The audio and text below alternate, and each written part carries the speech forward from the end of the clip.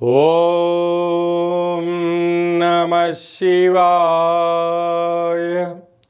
ఓం నమో నారాయణాయ.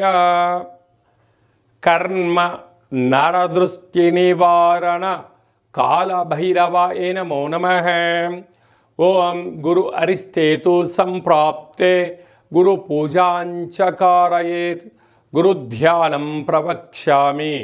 విద్యా ఉద్యోగ విదేశీయాన రాజసన్మానోత్సవ గజసన్మానోత్సవ వివాహ తదనంతర పుత్ర పుత్రిక సంతాన సంబంధిత అరిష్ట దోషపీడోప ఉపశాంతయే. హరి ఓం. మా ఛానల్కి స్వాగతం. చూస్తున్న వీక్షకులకు ప్రేక్షకులకు ప్రియ కాళభైరవ భగవద్బంధులకి స్వాగతం పలుకుతూ మమ్మల్ని ఎంతగానో ఆదరిస్తూ ఉండబడినటువంటి ప్రియ సోదర సోదరీమణులకు, సనాతన ధర్మ సంరక్షకులకు, జ్యోతిష్య అభిమానులకు, పుష్కర స్నానం చేసేటువంటి ఆధ్యాత్మిక భగవద్బంధువులకి, అంటే 12 ఏళ్ళకోసారి మనకు పుష్కరాలు వస్తూ ఉంటాయి. కుంభమేళ, అర్ధ కుంభమేళ, మహాకుంభమేళలో స్నానం చేసే వారందరికీ మరొక్కసారి చిన్న విన్నపం ఏమిటయ్యారగా, వృషభ రాశిలో నుంచి దేవగురు బృహస్పతి మిథున రాశిలోకి ప్రవేశం జరుగుతుంది కనుక మనకు సరస్వతి మాత అంటే సరస్వతి నది పుష్కర మహోత్సవ కార్యక్రమాలు జరుగుతూ ఉన్నాయి. కనుక మనకు తెలంగాణ రాష్ట్రంలో కాళేశ్వరం దగ్గర మనకు అంతర్వాహినిగా సరస్వతి నది పుష్కర మహోత్సవ కార్యక్రమాలు గవర్నమెంట్ వారు కూడా పెద్ద ఎత్తున ఏర్పాట్లు చేయడం జరుగుతుంది. కనుక మనమందరము కూడా మే నెల 15వ తారీఖు నుండి 27వ తారీఖు వరకు మన వీలుని బట్టి వెళ్ళి పుష్కర స్నానాన్ని ఆచరింపజేసుకొని ముక్కోటి దేవతల యొక్క ఆశీస్సులు, పుష్కరుడి యొక్క ఆశీస్సులు పొందాలని కోరుకుంటూ అందరిపైనను, ద్వాదశ రాశులపైనను, ఈ భూమండలం మీద ఉండబడినటువంటి అనేక జంతువులపైనను, పక్షులపైనను, ప్రకృతిపైనను దేవగురు బృహస్పతి యొక్క ఆశీస్సులు ఉండాలని కోరుకుంటూ అందరినీ చల్లగా ఆశీర్వదించమని కోరుకుంటూ మనము స్వామివారిని వేడుకుందాం. ద్వాదశ రాశుల్లో గ్రహ గమనాన్ని ఓసారి వీక్షింపజేద్దాం. 15/5/2025 నుండి 31/5/2025 వరకు ద్వాదశ రాశుల్లో గ్రహ గమనాల్ని మరొక్కసారి వీక్షింపచేద్దాం. మేషరాశిలో బుధ భగవానుడు సంచార స్థితి, వృషభ రాశిలో రవి భగవానుడు ఏడాది తర్వాత సంచార స్థితి, 12 సంవత్సరముల తర్వాత మిథున రాశిలో దేవగురు బృహస్పతి సంచార స్థితి, కర్కాటక రాశిలో కుజ భగవానుడు నీచభంగ రాజయోగ సంచార స్థితి, కన్యరాశిలో కేతు సంచార స్థితి, మీనరాశిలో శుక్ర భగవానుడు, శని భగవానుడు, రాహు భగవానుడు సంచార స్థితితో ప్రారంభంలో ఇలా ఉన్నాయి. 19వ తారీఖు 5వ నెల 2025 నుండి రాహు భగవానుడు కుంభరాశిలోకి సంచార స్థితి, కేతు భగవానుడు సింహరాశిలో సంచార స్థితితో ద్వాదశ రాశుల్లో గ్రహ గమనాలను మనం ఒకసారి వీక్షింపచేసాం.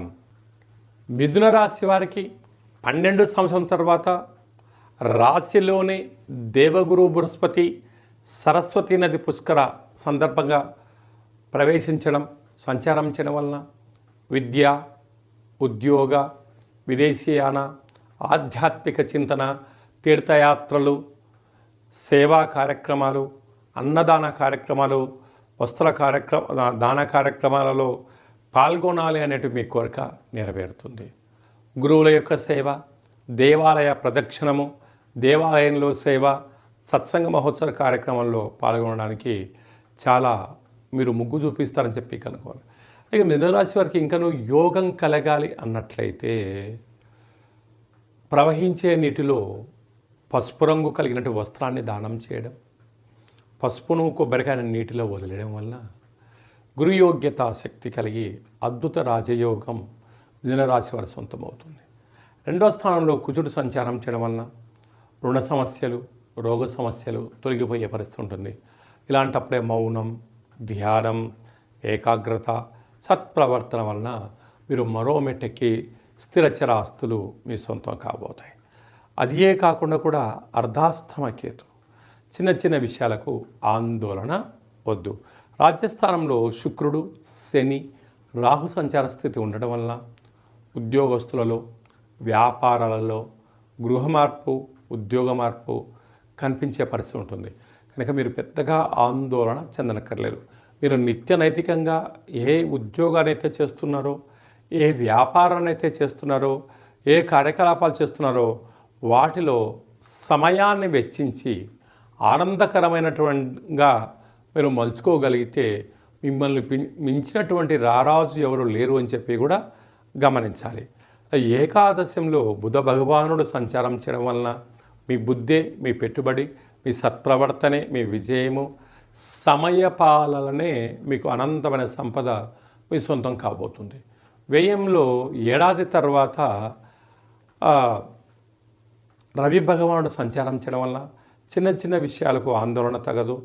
అలాగనే అనవసర ఖర్చులు, వైద్య సేవనం ఉండేటువంటి పరిస్థితి ఉంటుంది. కనుక ఆరోగ్యాన్ని కాపాడుకోండి. వేలకు తిండి, వేలకు నిద్ర, ఆసనం, ధ్యానం, సత్ప్రవర్తన ఉండగలిగినట్లయితే అన్నింటా విజయం మిథున రాశి వారి సొంతమవుతుంది.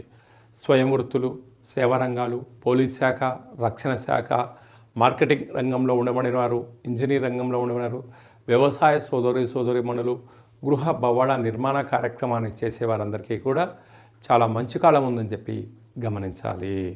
మే మాసంలో ద్వితీయార్థంలో ముఖ్యమైనటువంటి పండుగల నుంచి క్లుప్తంగా, సవివరంగా, సంపూర్ణంగా తెలుసుకుందాం.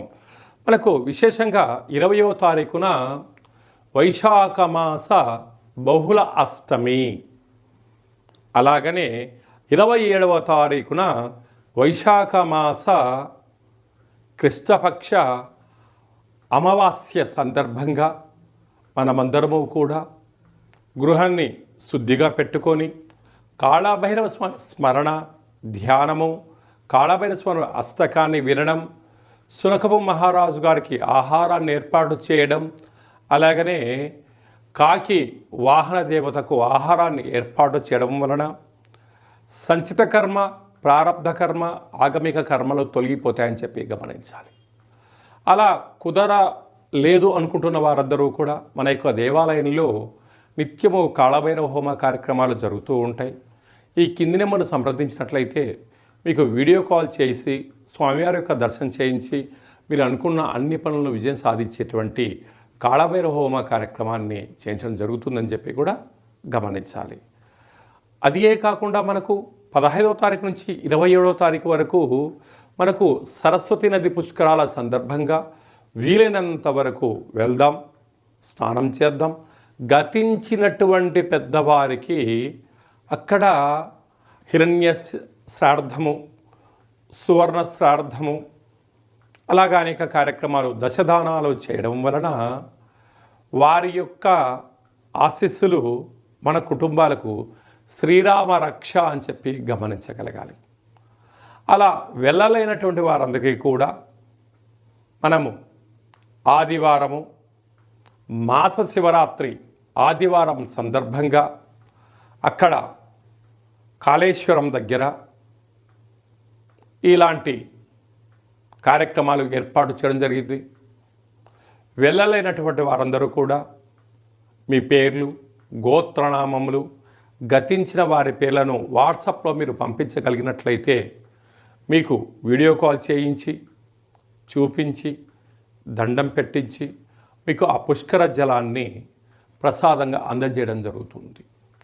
అలాగా పుష్కర స్నానం చేయడం వలన దేవతల యొక్క ఆశీస్సులు, గతించిన వారికి ఆ శ్రాద్ధకర్మలు అంటే పిండ ప్రధాన కార్యక్రమాలు చేయించడం వలన వంశాభివృద్ధి కలుగుతుంది.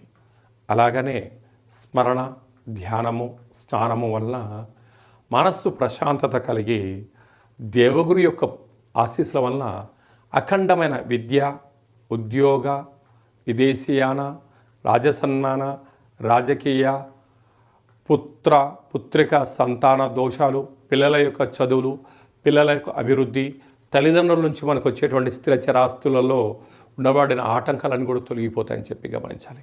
కనుక మనం అందరము కూడా పుష్కర స్నానాన్ని చేద్దాం, ఆచరిద్దాం. సనాతన ధర్మంలో ఉండబడినటువంటి ఆధ్యాత్మిక శక్తిని సంపాదిద్దాం, అఖండ ఆయురారోగ్య శక్తిని పొందాలని కోరుకుందాం. అలాగనే ఇంకనూ మనం విజయం సాధించగలగాలి అన్నట్లయితే యొక్క పాత్ర కంచు పాత్ర అంటారు.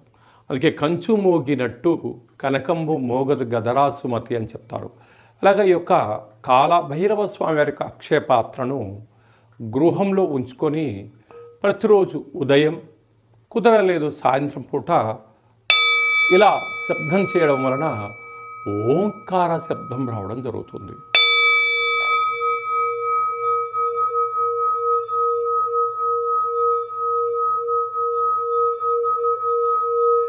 ఈ ఓంకార శబ్దాన్ని సృష్టించడం వలన, వినడం వలన మన మనస్సు ప్రశాంతత ఉండడం, గృహంలో ఉండబడినటువంటి జ్యేష్ఠాదేవి బయటికి వెళ్ళిపోవడం, ఇంట్లో వాస్తుదోషం తొలగిపోవడం, మానవుని శరీరంలో చక్రాలు వికసింపచేయడం, మనం ఏదైతే అనుకుంటున్నామో ఆ పనులు అన్నిటినీ కూడా కాళభైరవ స్వామి దేవ ముందుండి నెరవేర్చడం జరుగుతుంది. అలాగా కాళభైరవ స్వామి యొక్క పూజ 20 రకాల వస్తువులతో దిష్టి దించి ఈ అక్షయ పాత్రను అందజేయడం జరుగుతుంది. కనుక మనం అందరము కూడా అక్షయ పాత్రను ఇంట్లో ఉంచుకుందాం, అష్ట కష్టాలకు స్వస్తి పలుకుదాం, అష్టైశ్వర్యాలకు స్వాగతం పలుకుదాం. అలాగే మీ వ్యక్తిగత జాతకం తెలుసుకోవాలనుకుంటున్నారా? మీరు పుట్టినటువంటి తేదీ, నెల, సంవత్సరం, సమయం, మీ పేరు రాసి ఆన్లైన్ ద్వారా కానీ ఆఫ్లైన్ ద్వారా కానీ మీరు పంపించగలిగినట్లయితే 100 సంవత్సరాల జాతకాన్ని వ్రాసి పంపించి మీరు పుట్టినప్పుడు గ్రహ గమనాలు ఎలా ఉన్నాయి, ప్రస్తుతం ఎలా ఉంటున్నాయి, రాబోయే కాలంలో ఎలా ఉండబోతున్నాయో సవివరంగా సంపూర్ణంగా తెలియజేయడం కూడా జరుగుతుంది. చాలామందికి డేటా ఆఫ్ బర్త్లు లేనటువంటి వారికి మీ పేరు యొక్క మొదటి అక్షరాన్ని అనుసరిస్తూ, రాశిని తెలియచేస్తూ, స్థితిగతులను తెలియచేస్తూ, రమణ శాస్త్రం ద్వారా అనగా గవ్వళ ద్వారా కాళభైరవ ఉపాసన చేత భూత, భవిష్యత్, వర్తమానాన్ని తెలియజేయడం జరుగుతుంది. కనుక జాతకాన్ని తెలుసుకుందాం, జీవితంలో రాబోయేటువంటి అడ్డంకులను తొలగించుకుందాం, ఐశ్వర్యాన్ని, ఆనందాన్ని పొందుదాం, అద్భుతమైన యోగాలను మనం సొంతం చేసుకుందాం. మన గ్రామ, రాష్ట్ర, దేశ, ప్రపంచ స్థాయి వరకు అందరం ఎదగాలని కోరుకుందాం. కనుక జాతకం తెలుసుకోవాలనుకుంటున్న వారందరూ కూడా అపాయింట్మెంట్ తీసుకొని సంప్రదించగలరు. అలాగా వివాహం కాని వారికి ఎందుకు వివాహం అవ్వడం లేదు, జాతకాలు ఎలాంటి దోషాలు ఉన్నాయి, ఎలాంటి అబ్బాయి ఎలాంటి అమ్మాయిని వివాహం చేసుకోవచ్చు, ఎలాంటి అమ్మాయి ఎలాంటి అబ్బాయిని వివాహం చేసుకోవచ్చో తెలియచేయడం జరుగుతుంది. వివాహం అయినటువంటి దంపతులు తరచుగా చిన్న చిన్న విషయాలకు గొడవ పడడం, విడిపోయేంత వరకు తీసుకొస్తూ ఉంటారు. అలా కాకుండా చిన్న చిన్న మార్పుల సలహాలు సూచనల ద్వారా మిమ్మల్ని ఆ పార్వతీ పరమేశ్వరులు ఎలా కలిసి ఉంటారో ఉండేటువంటి ఆధ్యాత్మిక సలహాలు సూచనలు ఇవ్వడం కూడా జరుగుతుందని చెప్పి గమనించాలి. అందరికీ వైశాఖ మాసంలో ఉండబడినటువంటి బహుళాష్టమి, అమావాస్య, సరస్వతి నది పుష్కర భగవంతుని యొక్క ఆశీర్వాదం కోరుకుంటూ ఆశీర్వచనం.